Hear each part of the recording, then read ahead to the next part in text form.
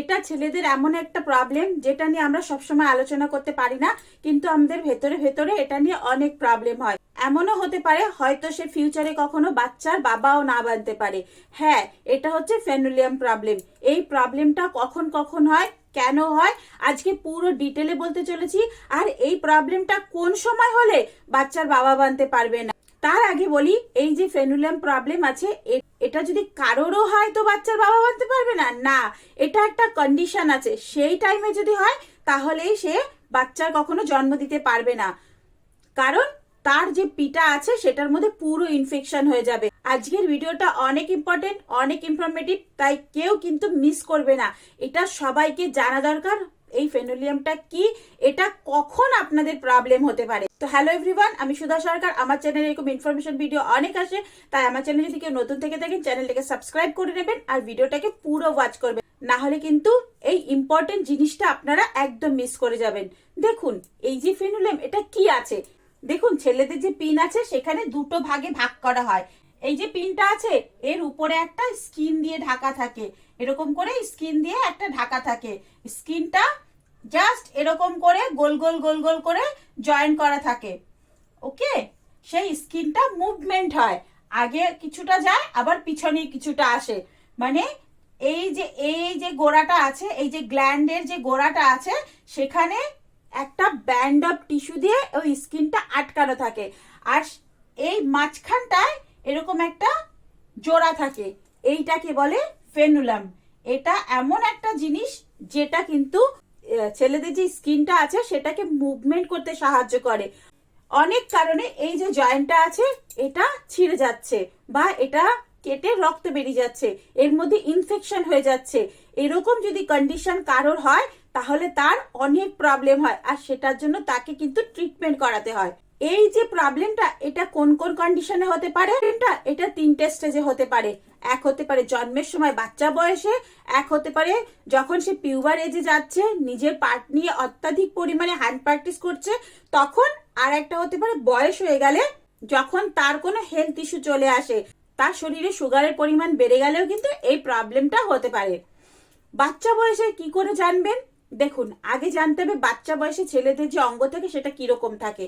যখন একটা ছেলে জন্ম নেয় তখন তার যেই অঙ্গটা থাকে সেটা কিন্তু শরীরের মধ্যে ভেতরে জাস্ট এই যে এখানে থাকে, এখানে কিন্তু স্কিনটা বাইরে থাকে, বাট তার অঙ্গটা ভেতরে থাকে। যেমন ধরুন এই যে এরকম ভাবে থাকে, জাস্ট এখানে অঙ্গটা ছোট্ট থাকে, বাট তার উপরে স্কিনটা পুরো থাকে, আর তাদের বলটা এরকম পেটের উপরে থাকে। যখন তার বয়স বাড়তে থাকে তখন ধীরে ধীরে এই বলটাও নিচে আসে, অঙ্গটাও বড় হতে থাকে, আর স্কিনটা লম্বা হতে থাকে। জন্মের সময় ছেলেরা স্কিনটা নিয়েই আসে, সেই স্কিনটার কোনো পরিবর্তন হয় না। যখন তার অঙ্গটা বড় হচ্ছে তার সাথে সাথে স্কিনটা লম্বা হচ্ছে। এবার দেখা যাচ্ছে যখন ছেলে টয়লেট করছে তখন তার পিনের থেকে তো টয়লেটটা বেরোলো, বাট উপরে যে স্কিন আছে সেখান থেকে বেরোচ্ছে না। মানে এখান থেকে তার ফোটা ফোটা ফোটা ফোটা বেরোচ্ছে, মানে পুরো ফোর্সে টয়লেটটা বেরোচ্ছে না। এরকম যদি প্রবলেম থাকে, তার ফোর স্কিনের প্রবলেম তো আছেই, তার সাথে সাথে তার ফেনুলিয়ামেরও প্রবলেম আছে। কোনো বাচ্চার যদি এরকম প্রবলেম হয় তাহলে তার মা বাবাকে বলছি বুঝে নেবেন আপনার বাচ্চার ফোর স্কিনের প্রবলেম আছে। আর ফোর স্কিনের প্রবলেম থাকলে অবশ্যই ফেনুলিয়ামের প্রবলেম হবেই। কেন? ভেতরে সে পরিষ্কার করতে পারছে না, ইনফেকশন হয়ে যাচ্ছে। যখন স্কিনের ভেতরে টয়লেট জমা হয়ে যাবে তখন ইনফেকশন তো হবেই, আর ইনফেকশন হয়ে গেলে অবশ্যই ফেনুলিয়ামের প্রবলেম হবে। তো এই কন্ডিশনে আপনাকে কোনো দিকে না তাকিয়ে অবশ্যই ডক্টরের কাছে নিয়ে যেতে হবে। সেকেন্ড হচ্ছে অত্যাধিক হ্যান্ড প্র্যাকটিস। যদি কোনো ছেলে অত্যাধিক পরিমাণে হ্যান্ড প্র্যাকটিস করে তাহলে কি হয়, হ্যান্ড প্র্যাকটিসের ফলে স্কিন পেছন দিকে যাচ্ছে আর এই জায়গাটা কিন্তু ছিঁড়ে যাচ্ছে। কেন? সে না কোনো প্রিকশন নিচ্ছে, না সে কোনো পদ্ধতি ভালোভাবে জানছে। যখন কেউ কোনো প্রিকশন ছাড়া হ্যান্ড প্র্যাকটিস করবে তার কিন্তু অবশ্যই এই প্রবলেমটা হবে। কেন? সে জোরে জোরে করছে, বিছানার মধ্যে রাফ করছে, টেবিলের মধ্যে ঘষাঘষি করছে, বা কোনো জায়গায় কোনো কিছুর মধ্যে ভেতরে ঢুকিয়ে দিচ্ছে। ফলে কি হচ্ছে, তার এই স্কিনটা পেছন দিকে বেশি সরে গিয়ে এই যে জয়েন্টটা আছে এটা ছিঁড়ে যাচ্ছে। আর তার সাথে সাথে এই যে ব্যান্ড অফ এই যে টিস্যুটা আছে না, এই যে ব্যান্ড টিস্যুটা আছে, এটারও প্রবলেম হচ্ছে, এটাও কিন্তু ছিঁড়ে যাচ্ছে। ছিঁড়ে তো যাচ্ছে, কিন্তু জোড়া কিভাবে লাগবে সে তো জানেই না যে ওটা ছিঁড়ে গেছে। তখন কি হচ্ছে, এটা এই জায়গায় জোড়া না লেগে উল্টো পাল্টা জায়গায় জোড়া লাগছে, ফলে তার পিন কিন্তু বাঁকাতারা হচ্ছে। এই কন্ডিশনে কিন্তু ছেলেদের পিনের গ্রোথ একদম কমে যায়।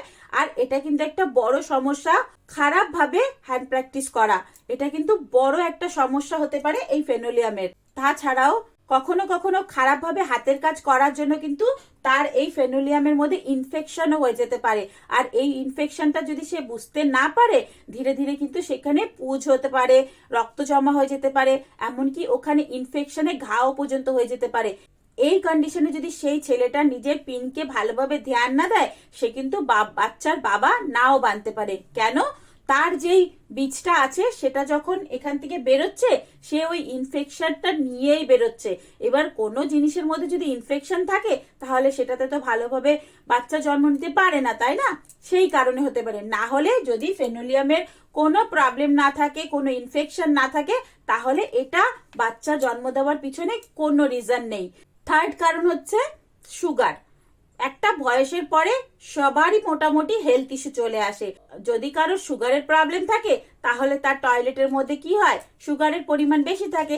যখন টয়লেট করছে তখন ধুলো না, পরিষ্কার করলো না, তার পিনকে ভালোভাবে যত্ন করলো না, ফলে কি হলো, এই জায়গায় ইনফেকশন হয়ে গেল।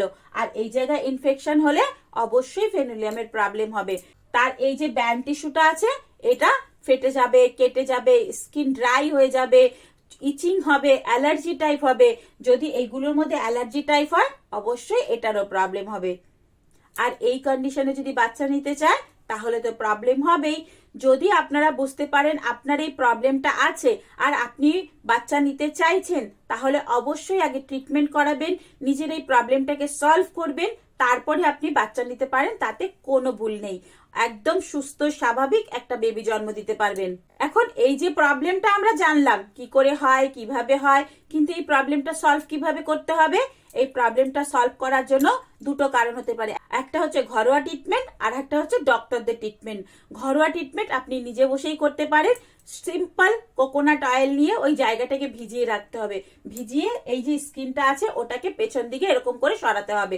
যদি কোনো স্কিনটাকে এরকম করে আস্তে আস্তে পেছন দিকে সরান ভিজিয়ে, তাহলে ওই জায়গাটা সফট হয়ে যাবে আর স্কিনটা পিছন দিকে আসতে থাকবে। ফলে কি হবে, আপনার যে ওই যে টিস্যুটা আছে, এই যে টিস্যুটা আছে, এটা ধীরে ধীরে নিচের দিকে নামতে থাকবে, আর আপনার কাটবেও না, ফাটবেও না, আর রক্তও বেরোবে না। এইভাবে আপনারা এটাকে নিয়ে স্ট্রেচিং করতে পারেন। এছাড়াও নিজেদের পিনকে তো অবশ্যই পরিষ্কার রাখবেন।